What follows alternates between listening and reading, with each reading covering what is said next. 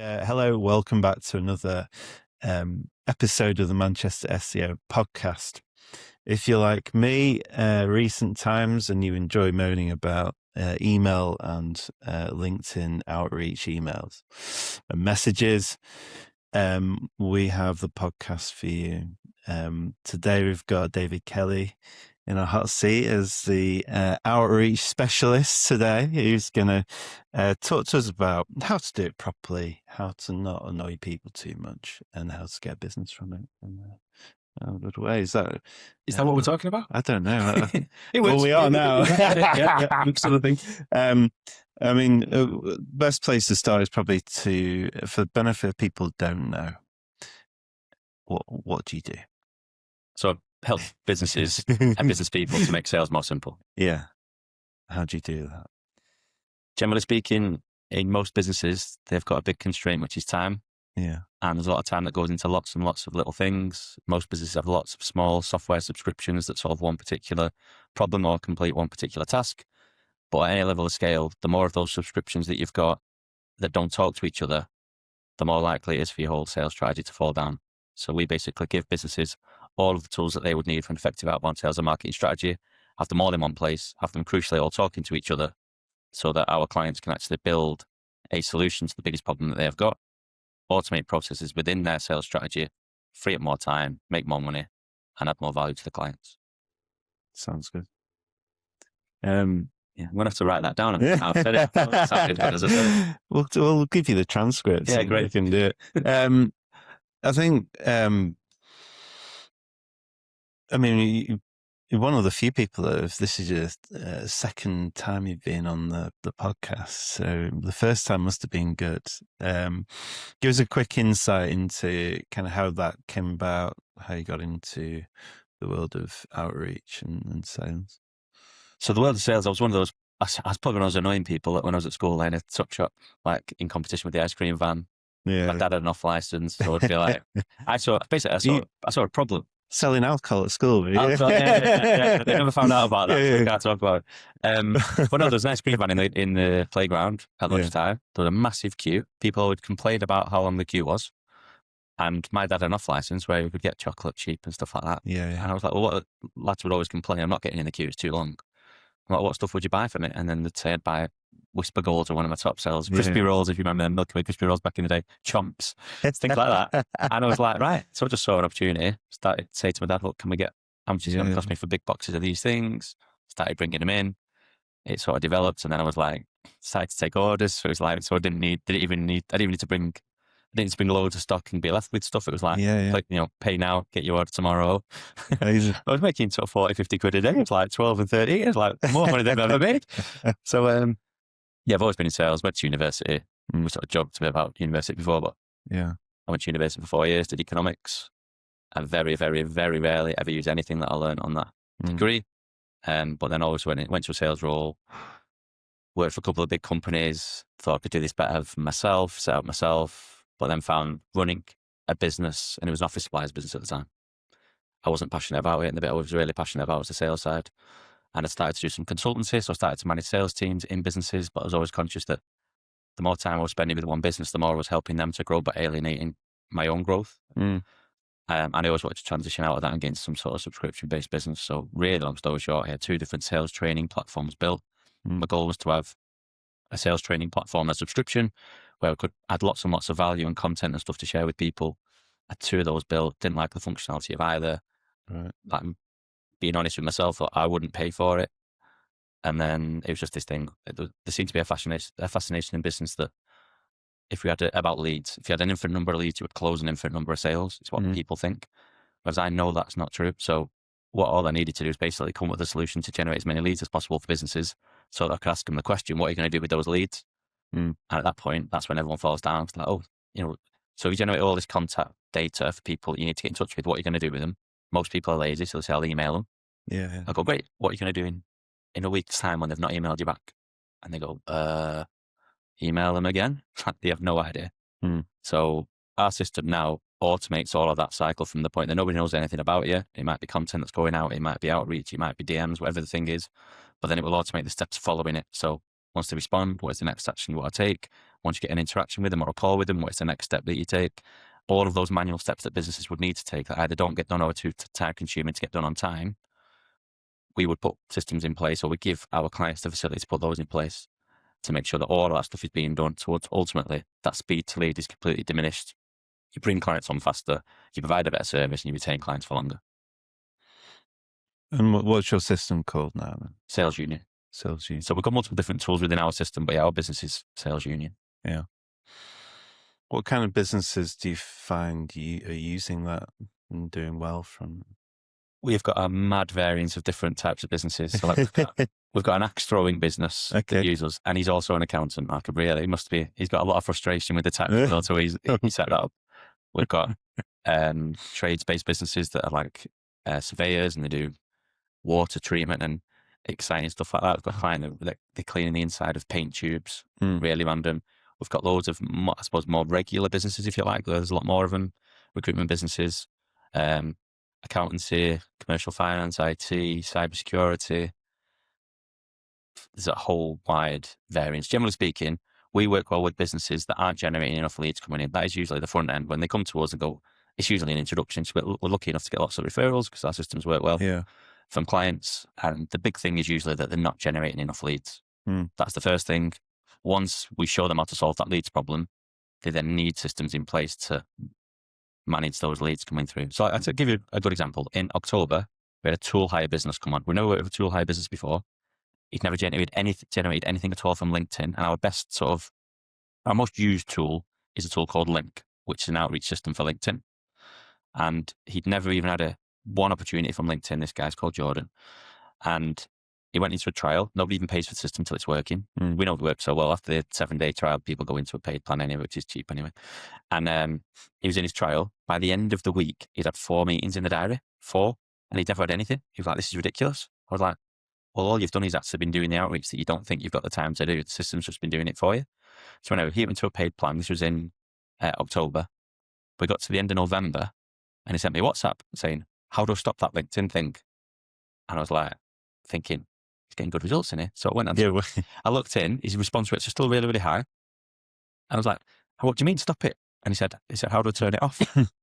So I was like, you free for a quick call? He said, yeah. So anyway, I phoned him. I said, Jordan, what's going on? I've looked at your response rates. It seems to be pretty good, are they not? He said, no, we're getting lots of opportunities coming through. But every time I click into LinkedIn, I've got that many messages back that I can't stay on top of them. So I was like, why do you want to cancel it? He said, I don't want to cancel it. I just want to slow it down. I cannot slow it down. I went, you're generating too many leads. He said, yeah.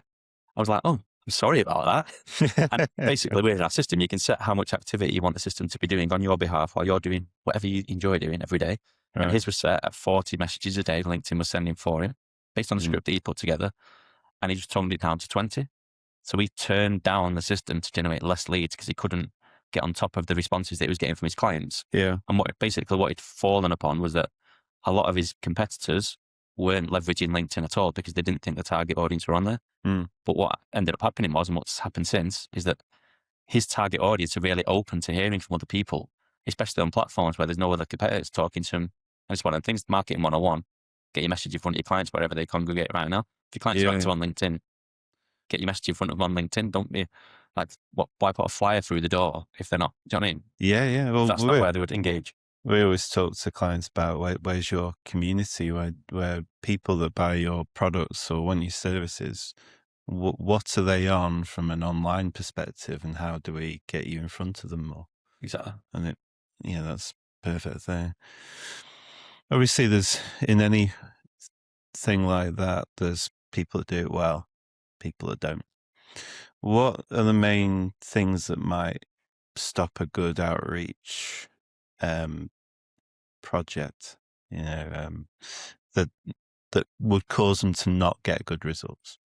I could give you a good example. Play a voice note from this morning, but I can't really do that. A guy who's been introduced by somebody else that's getting really, really good results, and he sent me a voice note this morning. He said, one thing I'm worried about is that when somebody connects with me and then sends me something trying to sell, I immediately I message them and say, I only connect with people because I want to build relationships. I'm not just trying to be sold to. If you're interested in building relationships, see how we can work together, I'd be interested. And then he removes them from LinkedIn, right? For me, I'd be like, if there's some sort of negative, I don't know, you'd bring negativity into your life, having that mindset and stuff. Yeah, that's another story. if you make the simple switch from trying to sell to literally just focusing on delivering value, the results are so much different. So I never sell anything to anybody, but people buy from me. And it's a really important distinction. On LinkedIn, what most people do is just send a connection request, then send a message that is really long-winded, not written very well anyway, trying to sell somebody something that they don't need. And then they think, oh, LinkedIn doesn't work for my business. It's just that they're not doing it right. So if I could advise anybody on anything, stop trying to sell whatever it is you do, because nobody cares. Nobody wants the thing that you sell. They might want a result that you could possibly deliver. So start talking to them about the value that you can potentially deliver to them and all the different touch points they have with your brand, whether it's in a DM or whether it's your content that you're creating or if it's email outreach or whether they hear you speaking at an event or whatever. If all you're talking about is the result that they could get from potentially working with you, every touch point is valuable. Ultimately, it'll build that sort of credibility so that at some point in the future, you might be able to work with them. Whereas what a lot of people do is they close the door straight away. So the old school sales training stuff, which people still charge for today, and it blows my mind. They'd be like, ABC, like always be closing. You've always got to be saying this to get da-da-da-da-da. That fundamentally cannot work because something cannot be closed before it's been opened. So if you're trying to close something, like the door will remain closed if you're just trying to sell from minute one.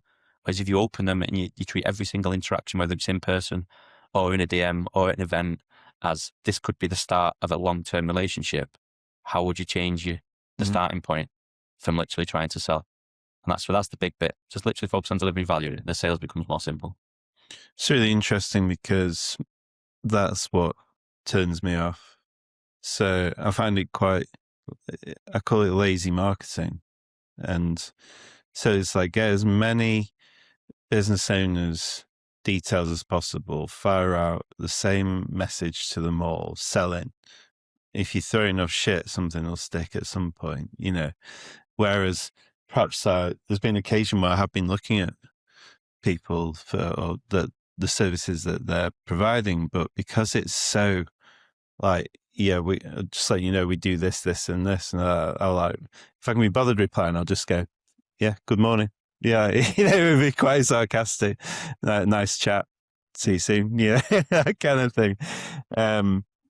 If your strategy involves luck, is that usually not it's usually not a strategy, right? Now I say in sales, volume negates luck. So I would always want to look at something and say, right, how has that performed? And it's that thing, and it successfully leaves clues. If you've just done, I don't know, an email campaign to 1,000 businesses, and you could look at your open rate and your click-through rate and your response rate and leads generated and all that type of stuff. Unless you know those numbers, you've got no chance. But most businesses, or most people in everything, they're trying to get a quick win, like right now. So everyone's trying to get that magic pill to like, I don't know, generate a number lead. I don't know, have a 6-pack, have the perfect relationship. Like, it doesn't happen. You've got to put the time into doing the stuff. But the thing, what I like about sales is that once you know what you're doing and you've got your numbers, that becomes the game. So if you know, if we're using the example of LinkedIn, let's say once you've run a few campaigns and you start to see what converts and what doesn't, let's say at the point that you know for every 100 connection requests you send, you get, I don't know, 30 accept your connection. You send a message to all 30, 10 of them respond, 5 of them are qualified, 2 of them you get meetings with and you close 1 of them. You then know, like, you can go, it becomes repeatable. You go, I know where my next client's coming from. It's when I've sent 100 more connection requests and then followed the actions. So even if you just did that same thing, sales could become predictable and repeatable, which most people struggle with because it's not. They have these mad peaks and troughs. But then the other side to it is, well, if you know that that's the conversion rate you're getting, what could you change in what's going on with those other people? Like, what could you do to get more connection acceptances, to get more? It's that stuff now. People talk about top of funnel stuff, don't they? And I hate all that new stuff. But it's like, it's that sort of stuff. It's getting people in that are interested to add more value to ultimately close more sales. And for me, it's just most people don't start enough effective conversations with prospects because they're constantly trying to sell. And it's only that they don't know how to sell. That's the thing. The ones that are best at selling are the ones that don't sell. But the people that haven't ever done any sales training or anything before, or done sales training with someone that wasn't very good, they start doing things that don't really convert in any sort of way. And then the real criminal thing is they continue to do the same thing that doesn't work, just expecting something else is gonna change. Is it Einstein, the definition of insanity, doing the same thing over and over again, expecting different results? Yeah. But people do it. We're governed by habit. So I was saying, if you see, like, I post that pretty much every day on LinkedIn. I'm pretty sad, but I'll post quite often. Selling will remain difficult. Like, selling does not have to be difficult, but it will remain difficult until you take action to make it more simple. If you're not going to change anything, expect the results to diminish, not to get better. There's a guy I know. I've stolen his quote and his mantra, which is always try and have a good conversation. And he said that takes any stress away from sales. Whatever you're doing, have a good conversation. And when you concentrate on the detail that might happen within a conversation rather than having to sell and targets to hit and stuff like that, things become more meaningful, and the sale comes anyway, because you feel like because you seem like someone that looks at what's going on and sees opportunity and solutions for people's problems, like the queue for the ice cream van at school. They didn't want to wait. Okay, well, I've got a solution for that. Come to me and I'll, and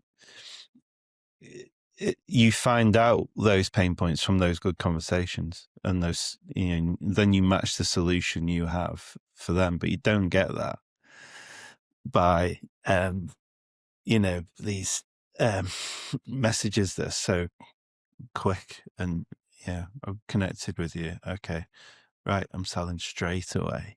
Yeah, it's funny. I get lots of instructions, and lots of people say, "Oh, it might be good for you to talk to this person." And even when they say that, I'm never like, "Well, what are they going to do?" Or, "Oh, well, what do they do?" I'm like, I say all the time, everything starts with a conversation. So I'll have a chat with him. Never ever trying to sell to anybody. The worst case scenario was, like, if there was something if I would like to think I would be able to find something that they were doing that I might be able to advise them how they could do a little bit better to ultimately make their life more simple. Now, a lot of people out there will say, "I'm a really good problem solver." Now, the problem for you, if you are a problem solver in your business and what you do for your clients, is that if all you are doing is solving a problem that they already know that they have got, they will already have gone to market to try to find a solution to that problem, which means you've got competitors.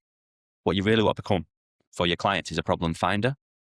So find the thing that they are struggling with, the pain point they've got in their business, but find the problem that's causing it that they did not know was causing it. So let's just say in that example, to using the LinkedIn example, let's say that their pain point is they're not generating enough leads. If you just said, "I can get you more leads on LinkedIn," and they go, "I send loads of messages on LinkedIn." The problem isn't LinkedIn. They want to solve the leads problem. They think they've already sorted it. They think LinkedIn won't work because they're already doing it. But if you help them to understand the problem, you find the problem in their business, and that is every time you're reaching out, you're literally trying to get them to click on some sort of PDF attachment that you've put into your message that nobody ever clicks on, by the way. You go, "Actually, we've got a client very similar to you. They had the same issue as you. What they actually did was change this. They started the conversations with this." So it was a conversation starter, or asking for advice is a really good one. Asking a question about what's going on in their world at the moment. What they found was they started to generate more leads from the same amount of activity and started to solve the problem of generating leads because they changed the bit at the front end. So I encourage everybody to look at find the problem that's going on in someone's businesses that's causing the pain point that they have got. Because often what they think the problem is won't be the problem. And if you can help them to understand you've got something that they didn't know was the problem, guess what? They've never been to the market to solve it before. That's where when I used to consult in businesses, the clients we used to work with, they did not have any competitors because we would frame an offer in such a way that no one else was offering it. So like, let's just say, I mean, I'm guessing a lot of your listeners and followers and stuff like that will be in the agency world, right? So if you're a lot, well, I don't know, maybe not. Just, business owners in general, but yeah, there's, if they're coming on here to sort of learn more about SEO, they'll probably be quite disappointed because we don't talk about it. Well, if you something that's maybe quite simple, let's say everyone will understand a website, right? Most businesses will have some form of website. Whether it generates leads is another thing, and obviously you can help them generate more from those websites and what have you. But if you were thinking, I need a website, like nobody needs a website. There's something they will need or want in their business that they think the website will solve. Just having a website won't solve any of those things. So if you do not ask the questions as to why that person is coming to you or you're speaking to them about a website, you are literally saying to them, "I am the same as any other web designer you speak to." So let's say you say, I could do a website, I don't know, a 4-page website, and it's £1,000, right? No idea. People do different prices. And then they're speaking to someone in the Far East that goes, "I can do a 4-page website for $200, right? That client, that prospect would come to you and go, "I found one for $200. This is the mad bit. A lot of the web designers go, "They're not really serious in business. They're only going to spend $200 for someone in the Far East that don't even know what they're doing, blah, blah, blah." It's like, no, you're the stupid one, because what you're doing is allowing them to think you're the same as that because you're just offering a website. Whereas you ask the question, go, I might not be the right, and again, frame it the right way. I might not be the right solution for you. I know you're saying you need a website. Is it all right if we ask you a few questions about your needs as a buyer in a business so I can understand whether I am the right person. If I'm not, I'll introduce you to somebody else. No one will ever say no. And you'd be like, great, if you could wave a magic wand now, what would you want this website to be doing for you in a month, 3 months, 6 months, 12 months? And they'll tell you different things. A lot of them will be, would like it to generate sales. Some of them might be, what, generate more leads. Some of it might be, I want to direct people to content because we know that leads to blah, blah, blah, blah, blah. It might be they want to get more subscribers in. It might be that they want brand visibility. There could be a multitude of different reasons. But if you do not know what the thing is, you can't sell that to them.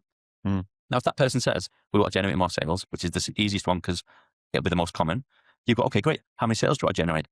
They'll usually say, I don't know. And you're like, unfortunately, I can't provide, I don't know.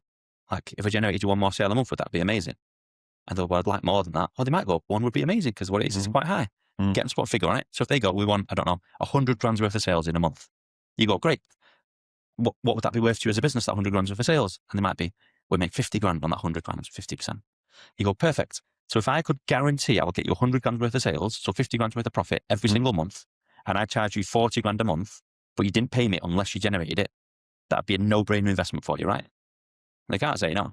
Because like, if they'd be like, how many of those 40 grands can I give you for you to give me 50 grand profit? Which is like what a lot of SEO companies do, don't they? Go, every pound you're giving me, we'll give you £2 back, and so on and so on. If you're not asking those right questions, you can't understand what they're trying to get.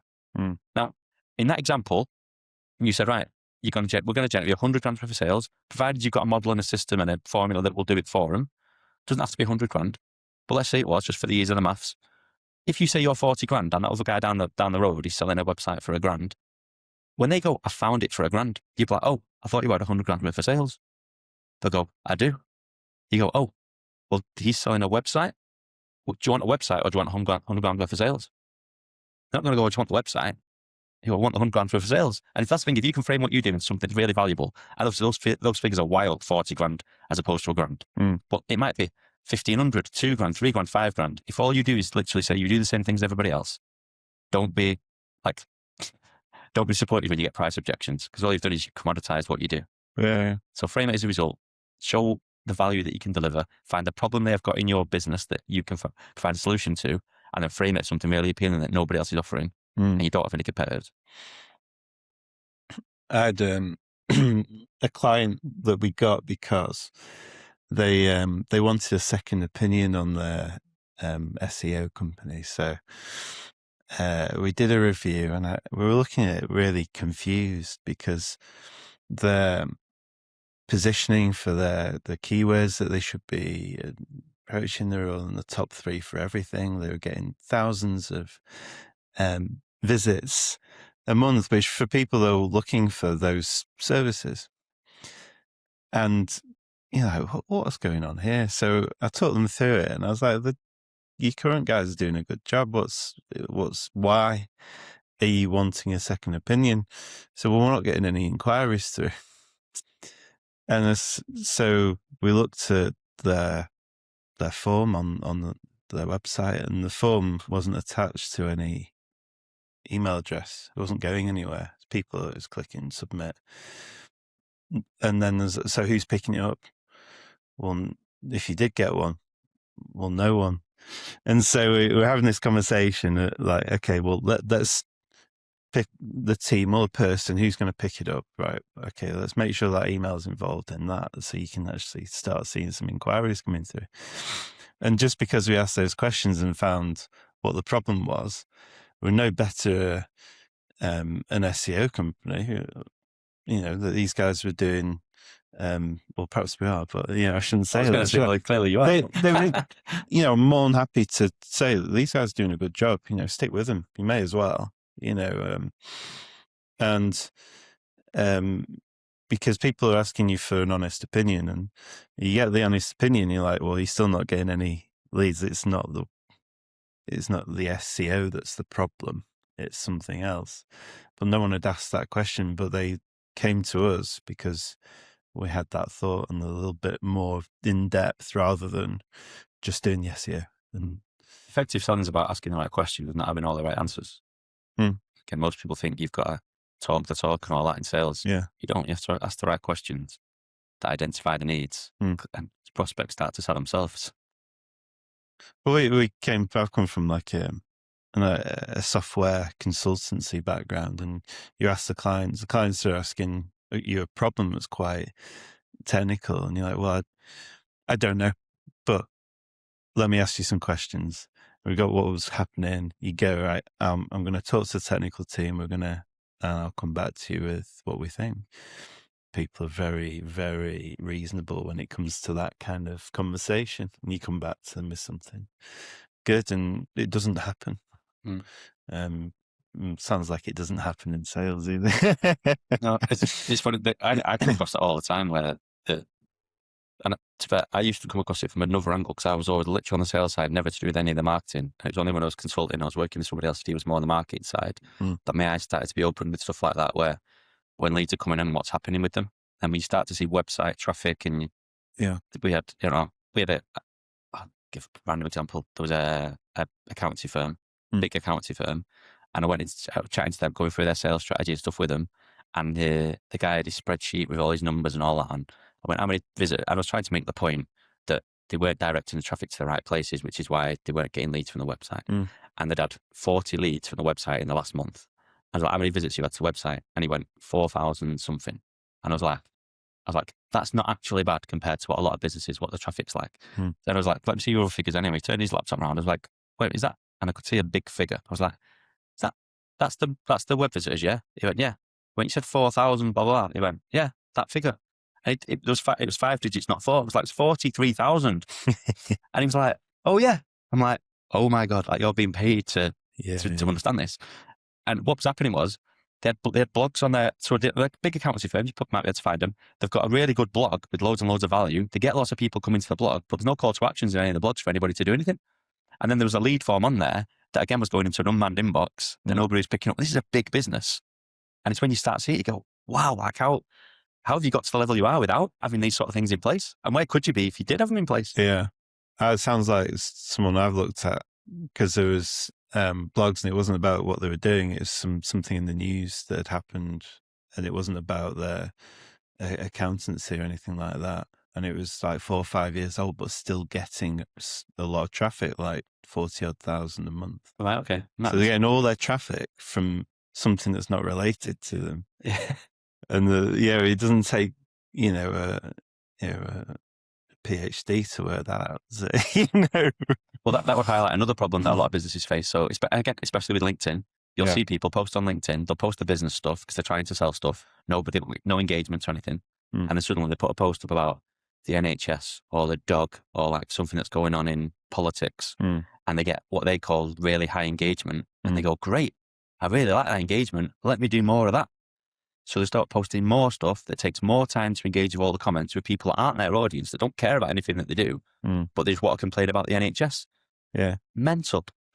So like I would say to everybody, I'd rather have 100 impressions on a post that are all relevant than 100,000 impressions and 1,000 comments talking about something that I don't really care about anyway. That isn't anything to do with what I'm doing. It's just insanity, but people just chase their own metrics and a lot of the marketing stuff, especially when they don't really know what they're doing. I had a post like that before Christmas that was moaning about outreach emails. And I blacked out the name, but it made me laugh. It was the fourth or fifth email I'd had from the same person that I hadn't replied to. And wasn't me, was it? No. There's a guy called Ben Stokes. Right. No. So, it was just after they'd lost the first Ashes test down under. And so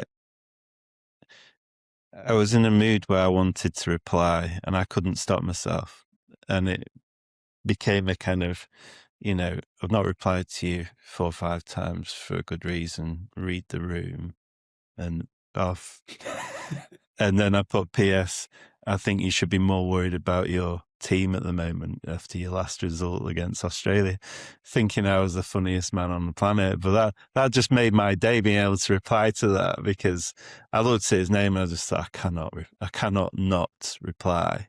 And I always wonder whether they've seen the reply, the response, what they thought at the time, because it was getting to a point, and this is an actual trend now that I've seen in the last year, where you're getting, it's not just 2 or 3 follow-ups, it's 4, 5, 6.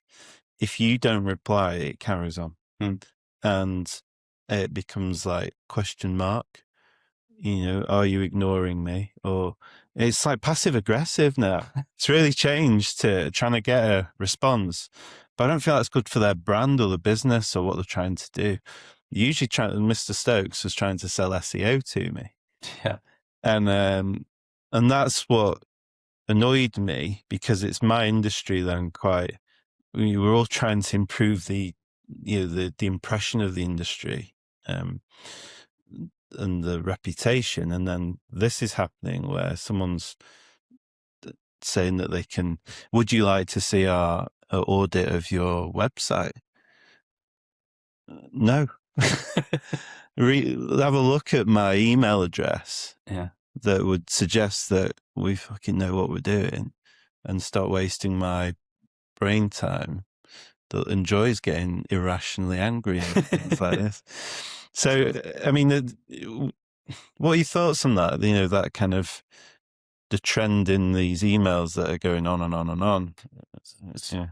I mean, there's some business. I mean, the thing is with email, it's the easiest it's the easiest way to leverage very, very low levels of input for potentially massive amounts of output, which is why people do it so much. But there's a lot of people that will go, because I get so many bad emails, they never ever would want to send an email in case they came across like that. So I get it all the time. Yeah, I get quite often potential clients, prospects, clients saying to me, I don't want to come across as spammy. Yeah. I'm like, do you know what? Every single email you receive is not a spammy email. The ones that are spammy emails are the ones that you think are spammy emails. So I always like to think of it as, let's say, like an EastEnders sequence is what I used to call it. Or if it's someone a bit younger on a call, I'd be like, what you need to do is like a Love Island sequence. It's like, what happens at the end of EastEnders? It's like, dun, dun, dun, dun, dun, dun, like you wait for the next one. Love Island is like a cliffhanger in the end. I'd almost Love Island, by the way. I've watched it a couple of times. I'm not convinced about that. There's a cliffhanger at the end, but it makes you want to get the next one.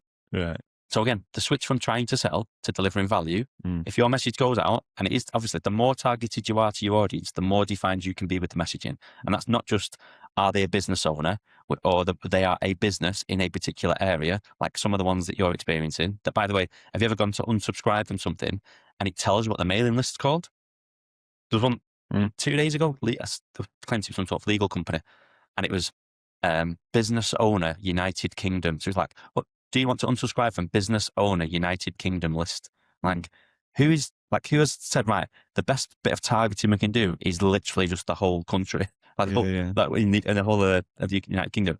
The more targeted you are with your lists, so if you've got a data set of, even if it's 1,000, the more you can break that down into unique characteristics by location, age, sex, like whatever the things are relevant in your industry, the more personalized those messages can be. But that's where, if you're reaching out and you know that you're reaching out to someone that's, I don't know, running an accountancy business based in Liverpool, as a random one, you could start your outreach and go, what most businesses in accountancy in and around Liverpool struggle with is X. We've got a client called Jenny. Now, Jenny had this problem, which was that she wasn't generating as many leads. And in January to March, she was so busy, she couldn't do any outreach because she was busy with tax and blah, blah, blah, blah, blah.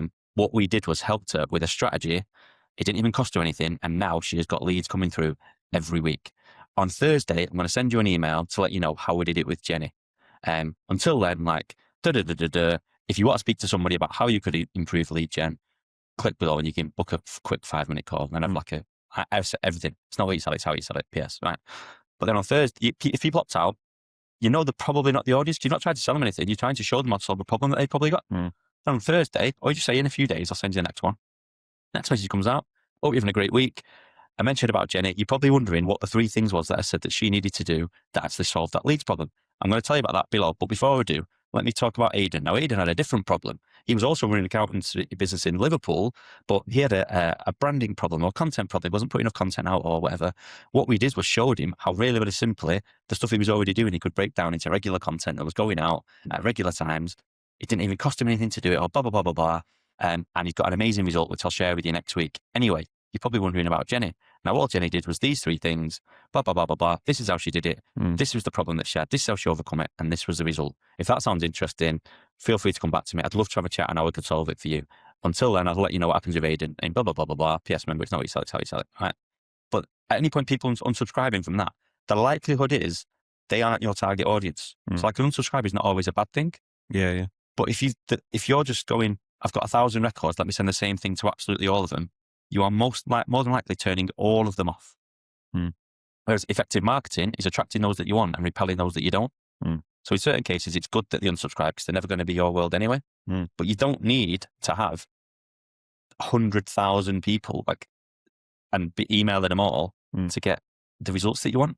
Because a big constraint in most businesses is that you can't take every business on anyway. If I said I've got 1,000 businesses that want to start with you tomorrow, you couldn't take them on. No. So what I always say to everybody is, like, urgency and scarcity are two of the biggest things that will make people act. The more that you as a business owner or a business leader or someone in sales tells people or makes out that you are freely available whenever they want to go ahead, the less likely they are to take action. So if you want someone to take action, you've got to give them a reason to. If you say I'm really available, I can work anytime, the perception is, how good can they be if they're not very busy? Whereas the reality is, I talk about in all businesses, there is some level of, I call it ethical scarcity. So if you knew that in February of this year, you could only take on 4 clients in that month, I would be sharing that with the world rather than go, if you're interested in having a chat anytime, I'm free. It just makes you seem like you're not very good. Or just go, I've got 1 spot left before summer. The perception is, wow, he's in demand. He must be good. Do you know what I mean? It's the simple things how I can frame things. And the content on the outreach of people is completely cold. It's that thing, the switch from selling to switch to adding value or delivering value just starts much better conversations. And obviously, the effectiveness of sales is all perception based on the person that you're trying to engage with. If they perceive what you're doing is just spamming and trying to sell them something that they probably don't need, they're obviously not going to respond, or they're going to unsubscribe, or they're going to mark you as spam or report you or whatever. If what you're delivering is valuable, even if they don't really want, like, the curiosity for a lot of people, even if they don't want the thing, they want to know what happens with Jenny. But then you start to have an engaged list, and every touch point you have is suddenly valuable. And guess what? At some point, if lead gen does become a problem, they go, do you know what? There's a guy that emails me a couple of times a week actually about lead gen, and you can start to generate leads from it. But again, it's the switch away from trying to sell that helps you to generate more sales. And it's the mad sort of paradox that people get wrong. And it's only because they've never learned how to do it any better. Yeah. So within the last kind of 5-10 minutes, you've given quite a few tips there, really. If you were to kind of give the top 3 to 5 tips for people if they're looking to start up, what things should they consider if they're going to run an outreach program, whether it's for LinkedIn or wherever? What are the main considerations for them before they start? So you want to know who your list is. You want to know who the people are that you're going to be reaching out to. So some people think that they've not got a list of people.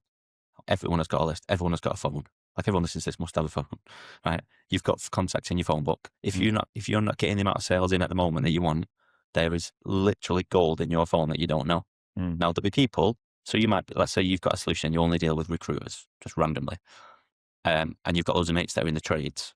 You might be thinking, well, they're not target clients, but they are more than likely people that like you enough that at some point have given you the number. Yeah. That you've got some sort of relationship, and some people have been really strong relationships. If you go to those people asking them for advice, say, I deliver this mad result for this type of business. I would love to work with more businesses like that or more people like that. Who do you know in your network that might want this result? Even if some of those people could be people that you would want to work with, by telling them or trying to sell to them, a lot of them will be turned off anyway. By asking for advice, this is the mad thing. Everybody wants to give you advice, even if they're not got good advice to give. So you could go, and this, the wild bit is that we as people, we take advice from people that are close to us, even if we know it's not good advice. So a really good thing to do in sales, especially people that you know, or if you're looking at something like LinkedIn, your first 2 connections, stop trying to send them something, selling them, when you might already had a conversation at some point in the past, because there'll already be a message history and it won't follow on, it won't make sense. Ask for advice instead. And it's the start of new conversations. You're asking for advice about a certain thing. Now, if you can work with lots of different types of businesses and you ask for advice, I solve this problem to this type of person. Who do you know in your network? I'm looking for some advice. And again, you will come up with a way that sounds, you think it sounds more like you. But I would really appreciate your help with your experience. Is there anyone you know that might want this result? What it enables the person to do without being under any sort of duress, if they want that result, they can say, I'd quite like that. So I never reach out ever trying to sell anything to anybody. If it's people I already know or have engaged with previously, it will always be asking them for advice on who they know that might want the result that I can deliver. And it will start conversations. Once you've got that list, concentrate on the people that you already know, because it'll be the most simple. You've already got a relationship. After that, who are the people that you would like to engage with? And then where can you find sort of, I suppose, effective data sets of those people? But again, I would always encourage people to create lead magnets that will get people to opt into stuff before just thinking, let me go to a data house, buy 10,000 records for 500 quid or whatever, and then just start blanket emailing them and they won't respond. It just doesn't work. But if you say, right, what is the result I can deliver? And then create some sort of lead magnet, which is like a lead magnet, I would say, is a complete solution to a narrow problem. Come up with something that can be solved with this thing and give it away for free. So one of the best ways to generate leads in any business is show people how you do what you do. SEO is a great example, by the way, because SEO is a bit of a dark art for a lot of people. And because, as you've already alluded to, there's a lot of people that give it a bad name that make the people that are trustworthy seem like they may not be. So when you're engaging with people for the first time, I would always be alluding to the fact that there are people out there that can say, I'll get into the top of page 1 in 2 hours or whatever. And they obviously they can't, right? Now, I would be saying, look, those people can't do that. What I can do is this, but I would be delivering more value before it. Now, it's difficult to sell SEO. Like there's easier stuff to sell than SEO, right? But what I would be doing is, if I was running an SEO agency, I would be saying, right, here's my 10-step process to managing your own SEO to improve your domain authority, right? And I'd create revenue streams into the business, might be a webinar or live event or whatever it was. And I'd say, right, in this hour-long workshop, I'm going to go you through our 10-step Manchester SEO success list. If you follow these steps, I guarantee your domain authority will be improved, your ranking will increase, and if it doesn't, I'll give you double the money back. So something mental, because you know if you follow the steps, they'll improve. There's very little friction in that, because you're not trying to sell them SEO, but what you're doing is you're allowing them to help you to deliver value to them. And what happens is, let's say you had 10 people on that workshop that you ran for an hour. You might charge 50 quid for it, right? The likelihood is in your business, nowhere else you're earning 500 quid for an hour. So firstly, it becomes the most profitable hour you're running anyway. Of the 10 people on it, 2 or 3 might follow the steps to the letter, do all the stuff and get results. By the way, they'll become big advocates for you and go, this guy showed me how to do whatever. That'll be your next lot coming onto the webinar. There'll be a few people in the middle that go, they're not really serious. I'm not, do you know what? It seems like a lot of hard work. I don't know. I've not got the budget to do it, but I've not got the time to do it myself. But then there'll be a big chunk of people that will go, do you know what? That was so valuable. I see why their method works. I see why the people that are trying to charge me to get a result in 2 hours won't work. I've not got the time to do it myself, but I know James is the guy that I need to go to. Those people don't go back to the market to find another SEO company because they don't trust any of the others. But you've built trust in that 1 hour long thing that you've done. And again, crazy thing, people place, or like they would determine the value that you deliver to them based on everything that they know about you. So if you give away 90% of the stuff that you do or know for free, and when they pay, they get the extra 10%, they don't go, why am I only, no, why is that 10% that much? They go, the amount that they've paid is the value that you've delivered over a period of time with them. But most SEO companies won't show anything about what they do and then allow their clients or prospects to think that they're the same as every other SEO company and they're trying to rip them off. So I encourage everybody, in any way that you can, think of the problems that your clients have got, list them down, find the problem that your clients have got, that you've got one solution that covers multiple problems, and then frame that into some sort of lead magnet that you can either give away or deliver for really, really low cost that you can deliver to multiple people at one time, and then start to send everybody through that same source because they're going to get value from it. And off the back of getting value from you, you're already more likely to sell them. Okay. Does that make sense? Yeah. So they'd be a few of the things. Amazing. So there's quite a few advances in technology and I'm going to mention AI again and things like that. Where do you see the kind of the improvement in outreach coming from? New functionalities and things like that. Where do you see the future of it all? And it's wild, isn't it? If you think where things have come, like where things are going to be. Yeah. I would just say the thing with AI firstly is that ultimately all that's going to happen is the businesses that make the decision to adopt AI into their business are ultimately going to overtake the ones that by either action or either by design or inaction choose not to, they'll ultimately get overtaken because the economies of scale at the other level just completely make it impossible for them to compete. Generally speaking, AI and automation, a lot of people think is the same thing. And a lot of people are scared of it. Right. So I would be thinking any business, anything that you replicate, you do over and over again, you need to find a way to solve that problem that you have got, because you can't scale while you're spending so much time on the same tasks repeatedly. So I would encourage everybody to leverage any tools that they have got that will save them time. In terms of where things are going, there's it's hard to say, isn't it? Because there's lots of AI, like AI agents and voice agents, stuff like that. I mean, we've got all them within our system. We've got clients that utilize them and get mad results. We've got some clients that could really, really do with them, but are frightened to death of ever letting what they perceive to be like a robot engaging with the clients. Right. Now, I had a call with a guy who's like a venture capitalist. This was last year, probably early last year, actually. Sure. And he said something that stuck with me. And he said, I would always rather speak to a smart robot than a clever person. A clever robot than a stupid person. Yeah. It's like, I'm obviously one of those stupid people. I can't even repeat what he said. Yeah. But that's the thing. If you, let's say you run a forward facing, like a storefront business, a barbershop, a coffee shop, something like that, and you've got a prospect or someone that wants to potentially work with you or come in and see you, and they're phoning and you're busy or the shop's closed, and all they want to know is what time you open, they're not going, I'll just phone back tomorrow. And then they don't answer again. I'll phone back tomorrow. They've already gone somewhere else. So if somebody just wants those simple questions being asked, if you've not got the functionality in your business to help your client to understand what the answer to that question is, you are losing sales. Fact. So you need to be leveraging those things. And the thing with AI is, you're not just like got some mad robot and you're just letting it go and do whatever it wants in your business. The more you have a finely defined prompt that any sort of bot or agent, if it's some conversational AI or chat bot or anything, can work from, it can't go wrong. And again, with the marketing side, if all of your traffic, and I talk in language of funnels really rather than websites, so I would encourage all of my clients, rather than have one website that you're directing everybody to for multiple different services, results, solutions, all different things that you're doing, have different funnels for different stuff. An example before, the accountant in Liverpool, if I was marketing to accountants in Liverpool, I would have a defined funnel that they would go to, which is still a landing page, but it's only talking about accountants in Liverpool. I might have the same outreach that's going out, but to people in accounts in Newcastle or Glasgow or Edinburgh or London or Manchester or wherever it was, but I could talk specifically about use cases and case studies and examples locally to them, so that the front end marketing that you're delivering and what you're talking about, whatever call to action you give them, if the messaging is continued along the same thread, the conversions are just much higher. If you're, you're outbound and you're talking about the accountancy side and you're talking about, new legislation and whatever, and they come through that funnel, they want to know more about legislation. If they go to your overall website and it starts talking about payroll and bookkeeping and accountancy and R&D, it's like, no wonder people don't convert from websites, because they're not, they can't find the thing that they wanted. So the more that you direct your traffic into the right place, and the more you've got AI tools that will actually help them to do that, the better results your client are getting and the more positive interactions they're having with your business.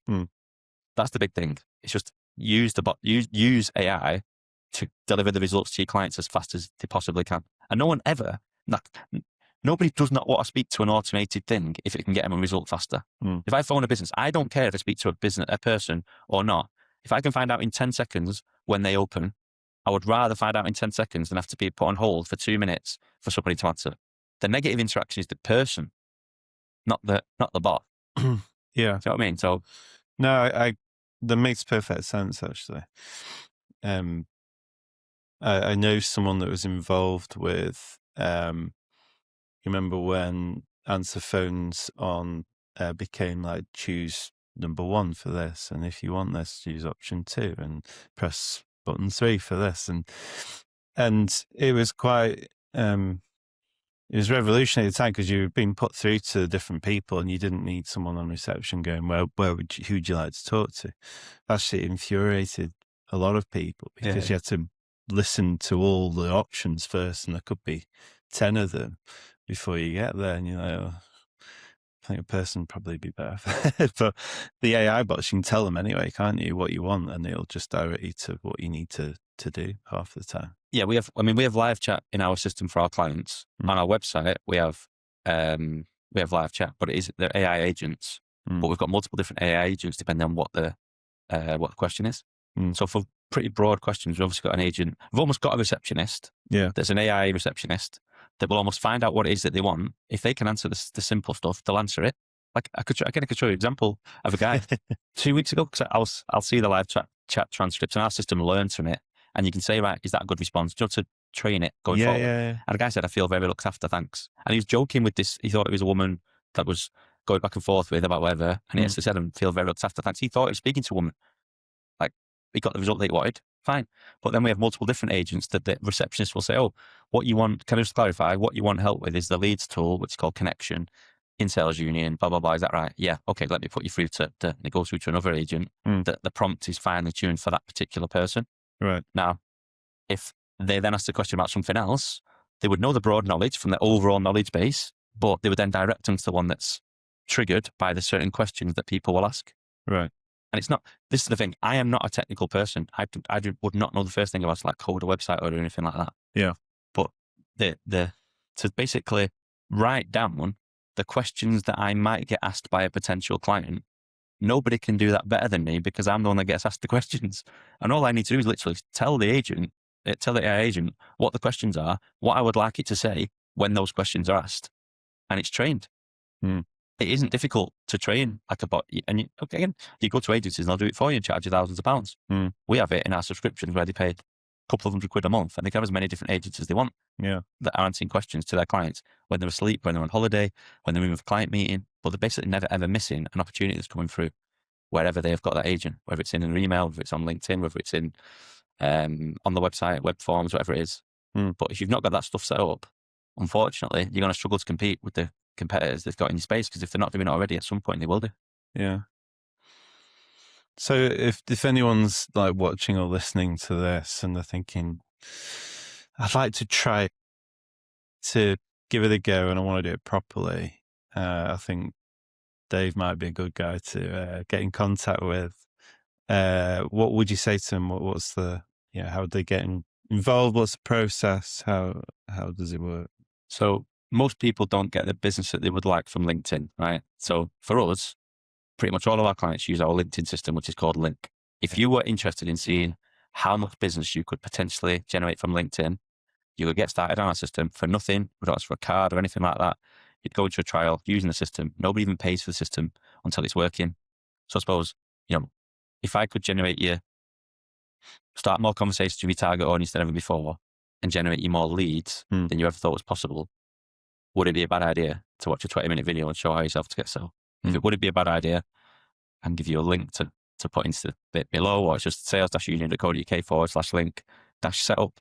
That will literally take you to a series of videos. You've got to listen to me in the videos. That's the downside. But you could follow the steps in those videos. At the end of those videos, at the end of those 20 minutes, you would have campaigns going out in your LinkedIn account every single day. And all you would need to do is be responding to the replies that you get back.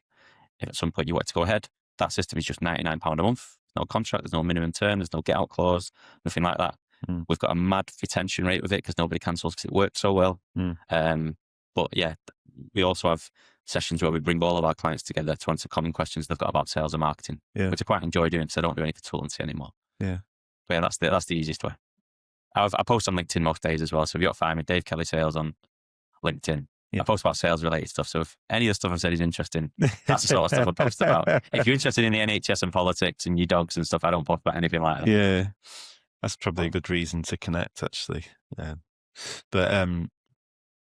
that sounds great. We'll put all that onto the description of the episode. But yeah, I really appreciate you coming in and sitting through my barrage of uninformed annoyance at Outreach.